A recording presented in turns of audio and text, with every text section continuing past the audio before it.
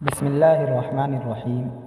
آج کی گفتگو میں ہم آپ کو یہ بتانے کی کوشش کریں گے کہ عادات کی روشنی میں لفظ اللہ جو ہے اللہ اس کے اندر ہونا کن ہستیوں کا ہے اور اللہ نے اس کے اندر کس کو چھپا رکھا ہے۔ یاد رکھیے کہ اللہ ایک اسم ہے، ایک نام ہے، اور کائنات کے اندر کوئی اسم جو ہے بنا جسم کے نہیں ہوتا۔ پہلے جسم ہوتا ہے، پھر اس کا اسم ہوتا ہے۔ جب تک کہ جسم نہ ہو تب تک کہ اسم نہیں ہو سکتا۔ اللہ تبارک و تعالیٰ نے کہا کہ لم یلد ولم یولد، یعنی نہ میں کسی سے پیدا ہوا ہوں اور نہ ہی میں نے کسی کو پیدا کیا ہے، یعنی نہ کوئی مجھ سے پیدا ہوا ہے۔ ویسے تو وہی کائنات کا خالق ہے۔ لم یلد ولم یولد کا مطلب یہ ہے کہ خدا تعالیٰ یہ بات علی الاعلان ڈنکے کی چوٹ پر کہتے ہیں کہ نہ مجھ سے کوئی پیدا ہوا ہے، نہ میں کسی سے پیدا ہوا ہوں، اور اس میں شک بھی کوئی نہیں۔ اور یہی توحید کی عظمت ہے، یہی توحید کا اعزاز ہے۔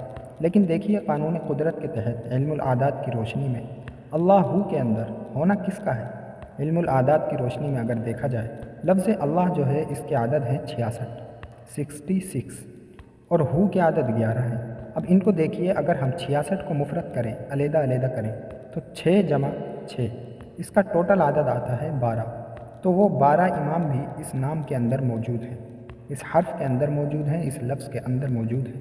اور اس کے بعد ہو کے عدد اب 11 کا جو ہندسہ ہے وہ اس بات کی نشاندہی کرتا ہے کہ پیران پیر دستگیر سرکار غوث اعظم رضی اللہ تعالی عنہ، ان کا ہونا اور ان کا جو نور ہے وہ ہو کے اندر موجود ہے، اور 12 اماموں کا جو نور ہے اللہ کے اندر اور لفظ اللہ کے اندر موجود ہے۔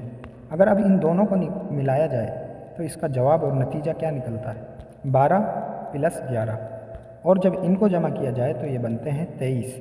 تو 23 کیا ہے؟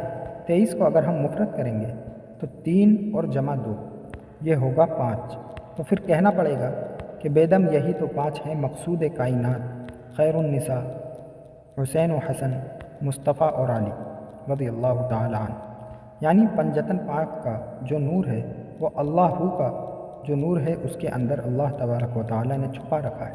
جب ہم اللہ کا ذکر کرتے ہیں، کتنے نادان ہیں وہ لوگ جو یہ سمجھتے ہیں اور ان کو علیحدہ کرنے کی کوشش کرتے ہیں۔ اللہ ایک اسم ہے اور پنجتن پاک ایک جسم ہے، تو اللہ نے جسم کو اسم کے اندر چھپا رکھا ہے۔ کبھی جسم اسم کے اندر ہوتا ہے، کبھی اسم جسم کے اندر ہوتا ہے۔ یہ دیکھیں اور اندازہ لگائیں، اور میں تو حیران رہ گیا جب میں نے اس پہ غور کیا اور اسے دیکھا۔ اللہ کے اعداد 11، 12 اماموں کا نور اس کے اندر موجود ہے، 14 معصومین کا نور اس کے اندر موجود ہے، پنجتن پاک کا جو نور ہے وہ اس کے اندر موجود ہے۔ اللہ کے جو عدد ہیں اس کو اگر جمع کیا جائے 66 + 11 تو یہ بنتے ہیں 77۔ اب ہم اس کو مفرد کر کے الگ الگ جمع کریں گے 7 + 7 تو 14 معصومین کا ہونا بھی اس کے اندر موجود ہے، 12 اماموں کا ہونا بھی ہے، اور 11ویں والے کے نور کا ہونا بھی ہے، پنجتن پاک کا ہونا بھی ہے۔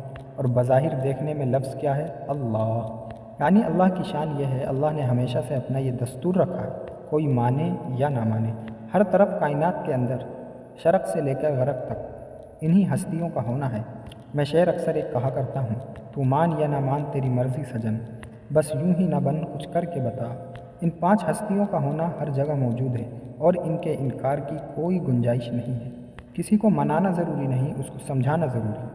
علم العادات کا علم اتنا پرفیکٹ علم ہے کہ اللہ کے اندر جو آوازیں بلند ہو رہی ہیں تو انہی ہستیوں کا جو نور ہے انہی کا تذکرہ کیا جا رہا ہے۔ دوستان محترم، اس گھرانے کے بغیر کوئی گزارا نہیں ہے، اس کے سوا کوئی چارہ نہیں ہے، اور ان کے بنا آج تک نہ کسی کی بات بنی ہے اور نہ ہی کبھی کسی کی بات بن سکتی ہے۔ اور جس کو بھی نوازا گیا انہی کی دہلیز سے خیرات ملی ہے۔